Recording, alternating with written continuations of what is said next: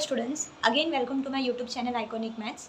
Previous lecture में हमने measures of central tendency ये टॉपिक स्टार्ट किया था एंड उसमें हम लोगों ने मीन जो सबसे पहला कंसेप्ट होता है उस मीन के लिए हमने ungroup data and group data ये दो पार्ट में क्लासिफिकेशन किया था कि अनग्रुप डेटा में कब कैसे फॉर्मूला यूज़ करना है और ग्रुप डेटा होगा तो कब कैसे कौन सा फॉर्मूला यूज़ करना है। सो अनग्रुप डेटा में हमने वहाँ पे देखा था कि दो तरीके का कंडीशन होते हैं, एक जब हमारे पास फ्रीक्वेंसी क्वेश्चन में गिवन हो तब, और दूसरा जब फ्रीक्वेंसी नहीं दिया होगा तब। तो हमने दो तरीके के फॉर्मूलेस वहाँ पे देखे थे एंड डिपेंडेंट ऑन क्वेश्चंस भी हमने वहाँ पे सॉल्व किया था। नाउ अब हम लोग यहाँ पे देखने वाले हैं कि मीन का फॉर्मूला अगर ग्रुप डेटा दिया हुआ है तब कैसे सॉल्व करना है। तो सबसे पहली बात, ग्रुप डेटा में हमारे पास दो तरीके के क्लासेस होते हैं। जैसे अगर यहाँ पे मार्क्स जो मैंने क्वेश्चन दिया है इसमें जो मार्क्स लिखा हुआ है इसमें हमारे पास 0 to 10, 10 to 20 इस तरीके से क्लासेस गिवन है।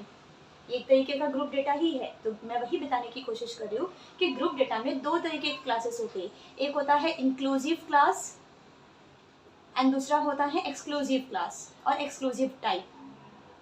सो यहाँ पे इंक्लूसिव डेटा जो होता है वो कुछ इस तरीके से होता है, जो जैसे अगर मान लीजिए मैंने यहाँ पे लिखा 1 to 10, 11 to 20, 21 to 30, इस तरीके से जो डेटा होता है ना that is a inclusive type, जिसके अंदर जो यहाँ पे अपर क्लास लिमिट है फर्स्ट वाले का एंड सेकंड वाले का जो लोअर क्लास लिमिट है, ये दोनों में कुछ तो गैप नंबर्स का डिफरेंस है। मतलब ये कॉन्जिक्यूटिव नंबर्स नहीं, ये मतलब सेम नंबर्स नहीं है। जैसे यहाँ पे जो एंड हो रहा है वही सेम नंबर यहाँ पे स्टार्ट नहीं हो रहा है।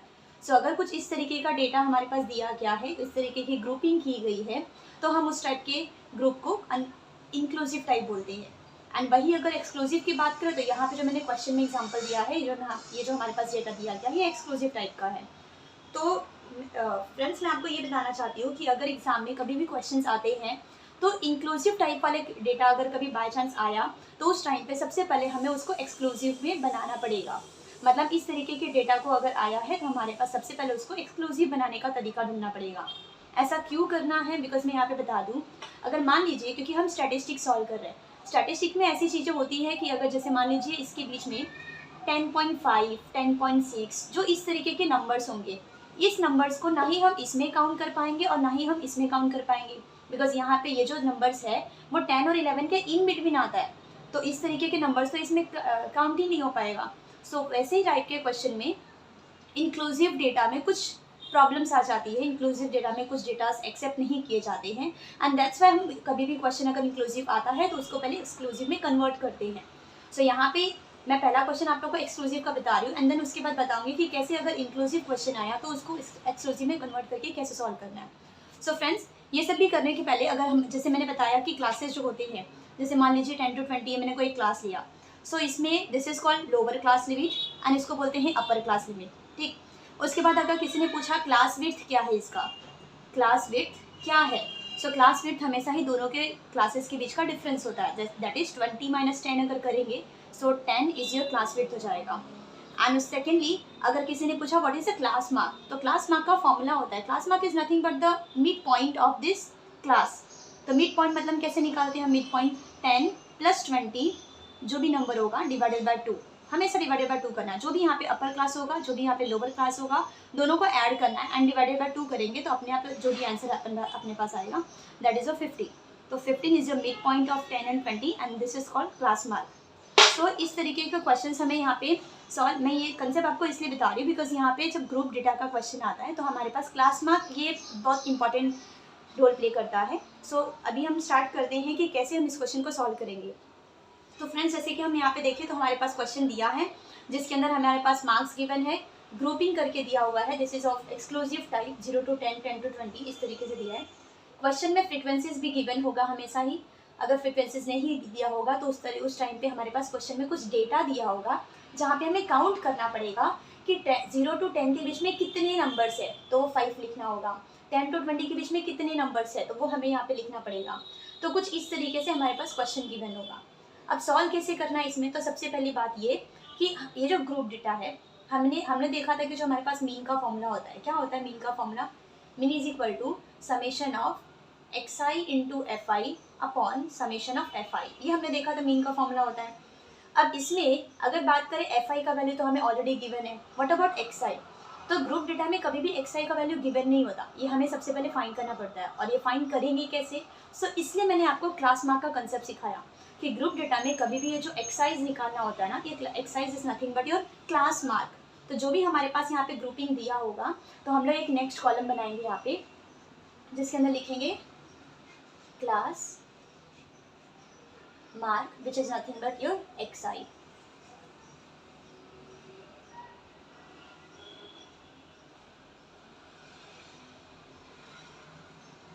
अब इसके बाद अगर हम लोग बात करें तो क्लास मार्क हो जाएगा एंड देन लास्ट कॉलम हमारा बनेगा यहाँ पे जो हमारे पास है xi into fi। So last column हमारा xi इंटू fi होने वाला है। तो अगर हम लोग यहाँ पे बात करें तो क्लास मार्क कैसे फाइंड करना है, तो क्लास मार्क के लिए मैंने बताया कि मिड पॉइंट होता है ये सारे नंबर्स का। सो इसका मिड पॉइंट हमारे पास 5 आ जाएगा, देन 15, देन 25, 35, 45 एंड 55। यह आ गया हमारे पास एक्साइज का वैल्यू। अब इसके बाद हमें fi इंटू एक्साई निकालना है, तो fi इंटू एक्साई के लिए हम लोग यहाँ पे फाइंड करेंगे xi इंटू fi बोलिए या फिर fi इंटू एक्साई बोलिए, दोनों चलेगा। इसका समेशन क्या है? इसका समेशन टोटल हमारे पास 100 है, सही हो गया 100। अब इसका मल्टीप्लिकेशन करना है तो this is 25, secondly this is 150, उसके बाद 625 एंड देन ये हो जाएगा 1050, उसके बाद इसका आंसर है 900 एंड देन दिस इज़ 550। अब अगर हम इसका टोटल करेंगे तो ये आप कैलकुलेटर से यूज़ कर सकते हो कि बिकॉज एक स्टैटिस्टिक के पेपर में हमेशा कैलकुलेटर अलाउ होता है, तो यू कैन यूज़ कैलकुलेटर और डायरेक्टली आप कैलकुलेट कर सकते हो कि the total that is summation of this all values, पूरा सबका एडिशन अगर हम करेंगे तो उसका एडिशन ये आ जाएगा। तो लास्ट में बस हमें क्या करना है, अब ये वैल्यूज़ फाइंड कर दिया हमने, ये वैल्यू फाइंड कर दिया, तो बस अभी दोनों को डिवाइड कर देना है। So this one divided by 100 which is nothing but 33। So this is a final answer, मतलब ये हमारा मीन हो जाएगा डेटा का। और स्टूडेंट्स आप लोग हमेशा याद रखना कि जैसे भी इसका वैल्यू जो आया 33, ये मीन की बात करें ना, मीन मतलब एवरेज की बात कर रहे हैं, तो हमारे पास जो मार्क्स है इस मार्क्स का एवरेज कहाँ से होगा? 0 to 60 की बात करें तो एवरेज हमेशा ही इन बिटवीन होगा। सो अगर आप देखोगे तो 33 ये एग्जैक्ट नहीं लेकिन बिटवीन दोनों के बीच में, मतलब 0 to 60 का बिटवीन नंबर ही है। So this is a correct answer. अगर मान लीजिए आपका कुछ यहाँ पे आंसर आ रहा है 20 या फिर 55, कुछ ऐसे आंसर आ रहे हैं, तो एटलीस्ट आपको इतना समझना पड़ेगा कि 20 वो मिडिल में नहीं आ रहा है। 0 to 60 की अगर बात करें तो 20 जो होता है अपना मिडिल नहीं होता और ना ही 55 मिडिल में होता है।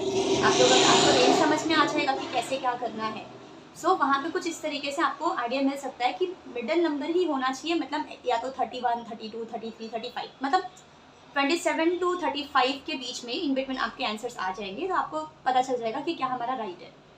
सो ये हमारा एक क्वेश्चन हो गया एंड देन इसके बाद सेकंड क्वेश्चन जिसमें हम लोग को करना है, वहाँ पे हम देखेंगे कि कैसे हम लोग यहाँ पे अगर इंक्लूसिव टाइप का क्वेश्चन दिया हुआ है सो क्या करेंगे। तो मैं डायरेक्टली यहाँ पे आप लोग का क्वेश्चन चेंज कर देती हूँ दूसरा, जिसमें हमारे पास जो रेंज दिया है that is 1 to 10, 11 to 20, 21 to 30, 31 to 40 and then 41 to 50। And उसके बाद यहाँ पे नेक्स्ट क्वेश्चन में नंबर ऑफ स्टूडेंट्स की अगर बात करें तो यहाँ पे मैं अगर सपोज करूँ मैंने कोई क्वेश्चन ले लिया, दिस इज़ 5, 3, यहाँ पे 7 हो गया, ये 3 हो गया एंड देन यहाँ पे फिर नेक्स्ट। अब फिर से सबसे पहली बात यहाँ पे अभी क्लास मार्क निकालेंगे, बट क्लास मार्क निकालने से पहले हमें यहाँ पे क्लास बाउंड्रीज भी निकालना पड़ेगा। अब क्लास बाउंड्री क्या होता है, तो क्लास बाउंड्री की अगर हम लोग बात करें, क्लास बाउंड्री